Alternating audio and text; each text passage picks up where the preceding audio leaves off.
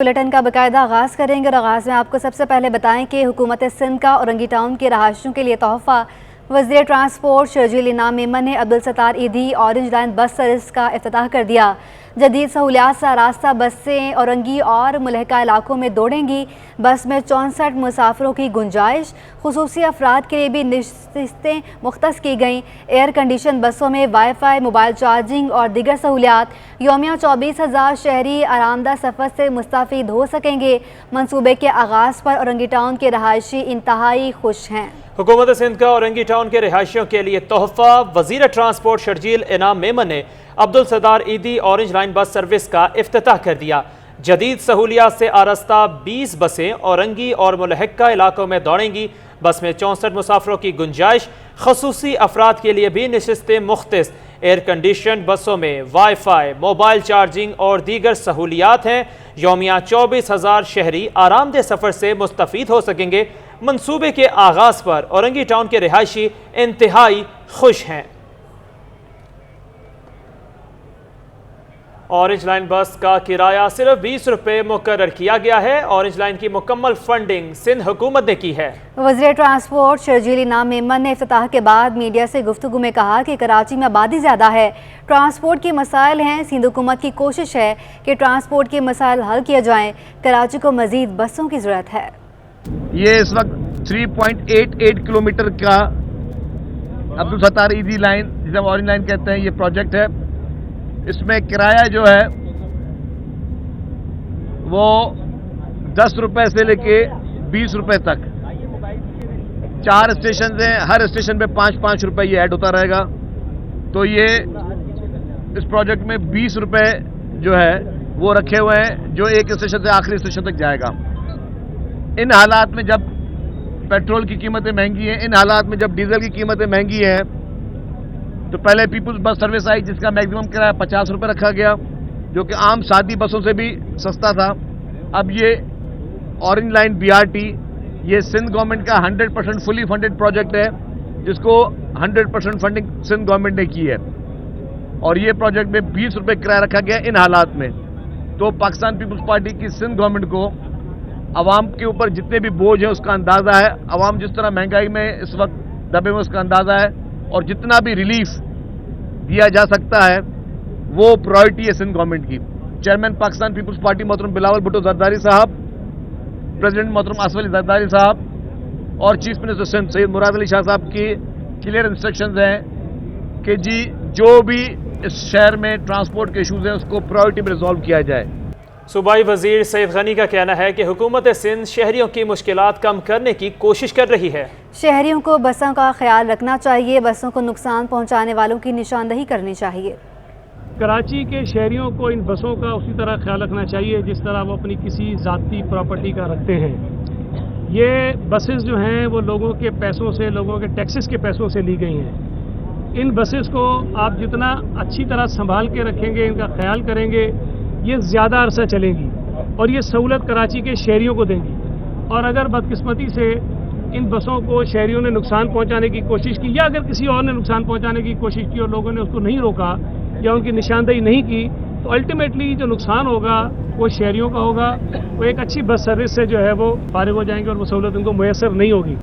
अब आपको बताएं कि ऑरेंज लाइन बस मंसूबा कितने अरसे में तैयार हुआ और उसमें क्या क्या सहूलियात हैं। ये रिपोर्ट देखिए। मंसूबे का संगे बुनियाद 2016 में साबिक वजीर आला सिंध कायम अली शाह ने रखा था। सूबे के लिए सिंध हुकूमत ने चीन से 20 जदीद बसें हासिल की हैं। हर बस में 31 नशिस्तें और 34 हैंडल्स मौजूद और 64 मुसाफिरों की गुंजाइश है। मंसूबे के तहत यौमिया 24,000 शहरी सफर कर सकेंगे। बस के रूट पर 4 स्टेशन बनाए गए हैं, जबकि 2 शिफ्टों में 40 ड्राइवर्स फराइज सर अंजाम देंगे। ऑरेंज लाइन बस मंसूबे को अब्दुल सत्तार ईदी के नाम से मंसूब कर दिया गया है। इब्तदाई तौर पर मंसूबा 3.88 किलोमीटर तवील है, जो town municipal office Orangi town से शुरू होकर नाजमाबाद मैट्रिक बोर्ड ऑफिस के करीब इख्तिताम पजीर होगा। बाद अज़ां इसे नागन चौरंगी तक फैलाया जाएगा। 3 साल तक मंसूबा सिंध हुकूमत की जेर निगरानी चलेगा, जिसके बाद इसे विफाक के हवाले कर दिया जाएगा। विफाकी हुकूमत इससे कबल तकरीबन 22 किलोमीटर तवील ग्रीन लाइन बस मंसूबा कई माह पहले ही ऑपरेशनल कर चुकी है। वज़ीर आला मुराद अली शाह ने सिंध काबीना का इजलास तलब कर लिया। इजलास कल दोपहर 3 बजे वज़ीर आला सेक्रेटेरिएट में होगा। वज़ीर आला की ज़ेर सदारत सिंध काबीना गंदम पॉलिसी का फैसला करेगी। सैलाब मुतासरीन के लिए लाजमी खुराक की खरीदारी का फैसला किया जाएगा। तफसीलात जानेंगे आजिज़ जमाली से। जी आजिज़, बताएगा क्या फैसले मुतवक्के हैं? जी देखिए, वज़ीर आला सिंध ने कल वज़ीर आला हाउस में सिंध काबीना का हंगामी इजलास तलब किया है। इस इजलास के एजेंडा में 2-3 पॉइंट्स तो सैलाब मुतासरीन के हवाले से ही है। एक काबीना की सब कमेटी बनानी है और हंगामी तौर पे खुराक की खरीदारी का मसला है, लेकिन उसके अलावा भी रूटीन का एजेंडा भी शामिल है, जिसमें गंदम की खरीदारी है, गंदम के नए नर्ख हैं। उसके अलावा सिंध बैंक के चीफ एग्जीक्यूटिव की मुकर्ररी है, उसके अलावा वाटर बोर्ड के एमडी की मुकर्ररी है। इन तमाम मामलात पे सिंध काबीना में बहस होगी और इन तमाम फैसलों की मंजूरी ले जाएगी। ये काबीना का इजलास जो है सीएम हाउस में कल शाम से 3 बजे होगा। जी ठीक है आजिज़, आपका बहुत शुक्रिया। कराची में गुड्स कैरियर एसोसिएशन के इंतखाबात पोलिंग का वक्त ख़त्म हो चुका है। सिर्फ पोलिंग बूथ में मौजूद वोटर्स को वोट कास्ट करने की इजाज़त है। वोटिंग का अमल मुकम्मल होने के बाद वोटों की गिनती की जाएगी। पोलिंग का वक्त आधा घंटा बढ़ाया गया था। पोलिंग का अमल 5:30 बजे तक जारी रहा। इसी पर बात करेंगे हमारे नुमाइंदे मोहम्मद हमाद से। जी हमाद, आगाह कीजिएगा। हमाद हमारे साथ मौजूद रहेंगे, राब्ता बहाल करने की कोशिश करेंगे। आपको बताएं कि कराची में गुड्स कैरियर एसोसिएशन के इंतखाबात पोलिंग का वक्त ख़त्म हो चुका है। सिर्फ पोलिंग बूथ में मौजूद वोटर्स को वोट कास्ट करने की इजाज़त है। वोटिंग का अमल मुकम्मल होने के बाद वोटों की गिनती की जाएगी। पोलिंग का वक्त आधा घंटा बढ़ाया गया था। पोलिंग का अमल 5:30 बजे तक जारी रहा। कराची में गुड्स कैरियर एसोसिएशन के इंतखाबात पोलिंग का वक्त ख़त्म हो चुका है। सिर्फ पोलिंग बूथ में मौजूद वोटर्स को वोट कास्ट करने की इजाज़त है। वोटिंग का अमल मुकम्मल होने के बाद वोटों की गिनती की जाएगी। अब आपको बताएं कि मुल्क की मौजूद मुआशी सूरत हाल पर सनतकार भी शदीद परेशान हो गए हैं। Korangi association of trade industry के सदर सलमान असलम ने कहा है कि एक हफ्ते में डॉलर 9 रुपये महंगा होने से शदीद मनफी असरात होंगे। डॉलर महंगा होने से तमाम दरामदी अशिया महंगी हो जाएंगी। सलमान असलम ने कहा कि अलग होने वाले 3 माह मजीद मुश्किलात बढ़ा देंगे। मुल्क की मौजूदा माशी सूरत-ए-हाल पर सनतकार भी शदीद परेशान। Korangi association of trade industry सदर सलमान असलम ने कहा कि डॉलर की कदर में इजाफा मुश्किलात पैदा कर रहा है। ये भी कहा कि डॉलर महंगा होने से तमाम दरामदी अशिया महंगी हो जाएंगी। फिर से दोबारा से उसी वर्ज की तरफ हम जा रहे हैं जहाँ से हम स्टार्ट हुए थे। अगर हम डॉलर 210-200 रुपये से 250 तक गए, फिर 225 पे आए और फिर इस तरह अगर चलते रहेगा तो ये इंडस्ट्री किस कॉस्ट के ऊपर इम्पोर्टेड रॉ मटेरियल की हम कैलकुलेशन करें, we don't know. Salman Aslam ने कहा कि सैलाब ने मुल्क में बड़ी तबाही की है। सैलाब से अहम फसलें तबाह हो गई हैं। डॉलर की किल्लत है और जब कपास, अजनास और दीगर मुतासरा होने वाली अशिया दरामद होंगी तो क्या होगा। खुदारा इस वक्त मुल्क क्राइसिस की सिचुएशन में है। हमें इससे निकलने के लिए कोई एक सीरियस स्ट्रेटजी करनी है। हम कॉस्ट ऑफ प्रोडक्शन को कैसे नीचे लेकर आएंगे। सारी क्रॉप हमारी तबाह हो चुकी। हमारे तकरीबन 30 मिलियन के करीब लोग सैलाब की वजह से सीवियरली इम्पेक्टेड हैं। सनतकारों का कहना है कि हुकूमत को अभी से मजबूत प्लानिंग करना होगी ताकि महंगाई को कंट्रोल किया जा सके। कैमरामैन कयूम शेख के हमरा अशरफ खान, सिटी 21। महंगाई की मजीद बात करें, शहर कायद में आटे की कीमतें अरूज पर पहुंचने लगीं। महंगाई के बायस शहरियों के लिए रोटी का हुसूल भी मुश्किल हो गया। ओपन मार्केट में गंदम की कीमत 100 रुपये किलो तक पहुंच गई है। बुनियादी वजह गंदम की ज़िलाबंदी और सैलाब से फसल का मुतासिर होना बताई जा रही है। General secretary retailers association Farid Qureshi का कहना है कि सितंबर के 10 दिनों में फ़ी किलो गंदम 10 रुपये तक महंगी हुई है। इसलिए 10 दिनों में 2.5 नंबर आटे की कीमत में 20 रुपये तक का इजाफा हुआ, जबकि फ़ाइन आटे की फ़ी किलो कीमत 120 रुपये तक पहुँच गई। दूसरी जानिब चक्की का आटा भी 15 रुपये महंगा होकर 125 रुपये किलो तक पहुँच गया है। शहर में टमाटर और प्याज की कीमतों में इस्तेहकाम है, लेकिन आलू महंगा हो गया है, जबकि हरी प्याज की कीमत में भी ताहाल आसमान से बातें कर रही है। शहर में सफ़ेद आलू 70, जबकि लाल आलू 80 रुपये फ़ी किलो और कहीं कहीं इससे ज़्यादा कीमत पर फ़रोख्त हो रहा है। सब्ज़ी मंडी ज़राए के मुताबिक आलू की कीमतें सैलाब से फसल मुतासर होने की वजह से बढ़ी हैं। दूसरी जानिब हरी प्याज ताहाल 600 रुपये फ़ी किलो से नीचे ना आ सकी। मटर भी 480 रुपये फ़ी किलो में दस्तयाब है। टमाटर, पालक और तोरई 160 रुपये फ़ी किलो में दस्तयाब है, जबकि प्याज 80 से 100 रुपये फ़ी किलो तक फ़रोख्त की जा रही है। इसके अलावा मिर्चें 200 रुपये फ़ी किलो और हरा धनिया पुदीना 20 रुपये फ़ी गड्डी तक फ़रोख्त किया जा रहा है। शहर में सुप्रीम कोर्ट की जानिब से पाबंदी के बावजूद शाहराहों और अवामी मकामात समेत जगह जगह पर बिल बोर्ड्स और साइन बोर्ड्स नस्ब किए जा रहे हैं, जिसमें ज़िले, म्यूनिसिपल कॉरपोरेशंस और इश्तहारी कंपनियों की मिली भगत शामिल है। कराची के फ्लाई ओवर्स, पेडिस्ट्रियल ब्रिजेस और अवामी गुजरगाहों पर दे व्हीकल साइन बोर्ड्स नस्ब कर दिए गए हैं। चंद बरस कबल बारिशों के दौरान बड़े बड़े साइन बोर्ड्स गिरने से इंसानी जानें ज़ाया हो गई थी, जिसकी वजह से सुप्रीम कोर्ट ने शहर भर में अवामी गुजरगाहों पर हर किस्म के इश्तिहारी बिल बोर्ड्स और साइन बोर्ड्स लगाने पर पाबंदी आयद कर दी थी। लेकिन अब इंतज़ामिया ने सुप्रीम कोर्ट के फैसलों की धज्जियाँ उड़ा दी हैं।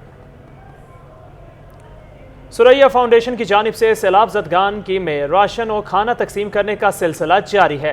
पीपल्स पार्टी MNA कादिर खान मंदोखेल का कहना था कि मुतासिरीन की मदद हमारे साथ NGOs अहम किरदार अदा कर रही हैं। पाकिस्तान पीपल्स पार्टी के MNA कादिर खान मंदोखेल ने सुरैया फाउंडेशन के चेयरमैन पाकिस्तानी नसार मोहम्मद तारिक सदीकी की हिदायत पर इस्माइल कमर के हमरा बल्दिया टाउन के मुख्तलिफ स्कूलों मुकीम सैलाब ज़दगान में राशन, खाना और बच्चों की अशिया तकसीम की।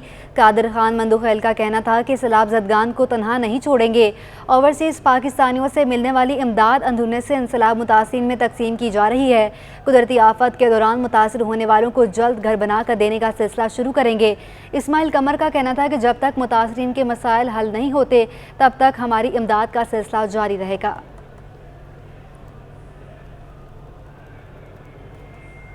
सानिया बल्दिया को 10 साल गुजर गए। लवाहिकीन ताहाल इंसाफ के मुंतज़र हैं।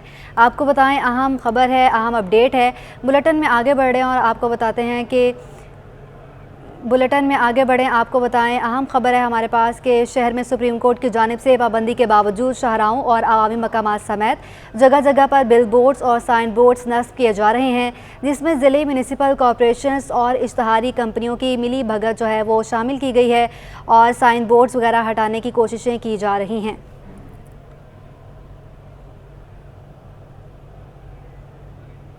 अमीर जमात इस्लामी कराची हाफिज नईमुर रहमान का कहना है कि स्ट्रीट क्रिमिनल्स आज़ाद घूम रहे हैं। कराची पुलिस शहर में जुराइम की वारदातों पर काबू पाने में मुकम्मल तौर पर नाकाम दिखाई देती है। रेंजर्स को अख्तियारात के मसाइल हैं तो वो वज़ीर-ए-आज़म से रुजू करें। अमीर जमात इस्लामी कराची ने पुलिस पर मुंशियात फरोशी में मुलविस होने का इल्ज़ाम आयद कर दिया। इदारा नूर हक में प्रेस कॉन्फ्रेंस करते हुए हाफिज नईमुर रहमान ने कहा कि ये मुमकिन नहीं कि किसी भी इलाके में थाने की मर्जी के बगैर मुंशियात के अड्डे चलें। पुलिस में ईमानदार अफसरान भी मौजूद हैं, लेकिन महकमे की चंद काली भेड़ों ने सारा निज़ाम दरहम बरहम कर रखा है। रेंजर्स को भी पोजीशन को वादे करना चाहिए। जिन इख्तियारात की उनको जरूरत है वो इख्तियारात दिए जाए, ताकि हमारा मसला ये नहीं है कि आपके पास ये इख्तियार है कि नहीं है। हमारा मसला ये है कि अगर रेंजर यहां पर तैनात है तो हमारे बच्चों की, हमारी औरतों की, हमारी बहनों की, माओ की, जवानों की जान को तहफ्फुज़ देना फिर रेंजर्स और पुलिस और स्टेट की जिम्मेदारी है।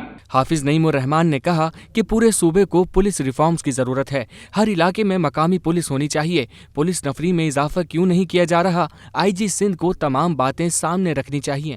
कराची को पुलिस रिफॉर्म्स की भी जरूरत है, पूरे सूबे को पुलिस रिफॉर्म्स की जरूरत है और हर जगह पर, सिर्फ कराची नहीं, हर इलाके में चाहे वो कोई जुबान बोलने वाला हो, वहां पर मुकामी पुलिस होनी चाहिए, उसके अफसरान मुकामी होने चाहिए, ताकि वो उस सिचुएशन को समझ भी सकें, इंटरेक्ट भी कर सकें और इसको एड्रेस भी कर सकें। अमीर जमात इस्लामी कराची ने मजीद कहा कि शहर के नौजवान स्ट्रीट क्रिमिनल्स के हाथों दिन दिहाड़े कत्ल हो रहे हैं। माजी की तरह एक बार फिर माओं की गोदें उजाड़ी जा रही हैं। बच्चों के सरों से उनके बाप का साया छीना जा रहा है, मगर इंतजामिया अब भी ख्वाब गफलत के मजे लूटने में मसरूफ है। कैमरामैन हैदर अली के साथ शुएब मुख्तार, सिटी 21। कराची के मुख्तलिफ इलाकों में बादल बरस पड़े। न्यू कराची और गुलिस्तान जौहर में बारिश से मौसम खुशगवार हो गया। आपको बताएं कि कराची के मुख्तलिफ इलाकों में बादल बरस पड़े। न्यू कराची और गुलिस्तान जौहर में बारिश से मौसम सुहाना हो गया है। शहरियों के चेहरे खिल उठे हैं। कई इलाकों में बारिश हो रही है और कई इलाकों में बारिश नहीं हो रही। कहीं कहीं रिकॉर्ड की गई है बारिश और दर्जा हरारत भी नॉर्मल रिकॉर्ड किया गया है। कराची के मुख्तलिफ इलाकों में बादल बरस पड़े हैं। न्यू कराची और गुलिस्तान जौहर में बारिश से मौसम खुशगवार हो गया है। आपको अपडेट कर रहे हैं शहर कायद के मौसम के हवाले से कि कराची के मुख्तलिफ इलाकों में बूंदाबांदी जारी है। इलाकों की बात की जाए तो न्यू कराची और गुलिस्तान जौहर में बारिश से मौसम खुशगवार हो गया है। शहरियों के चेहरे खिल उठे हैं।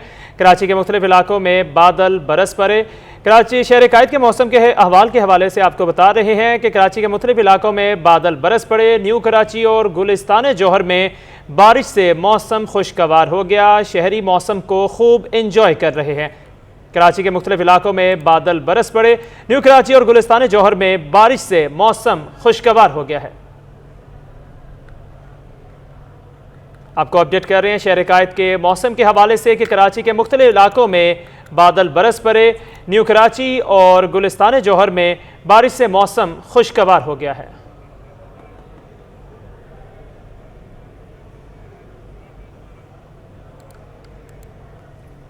आपको अपडेट कर रहे हैं कि कराची के मुख्तलिफ इलाकों में बादल बरस पड़े हैं।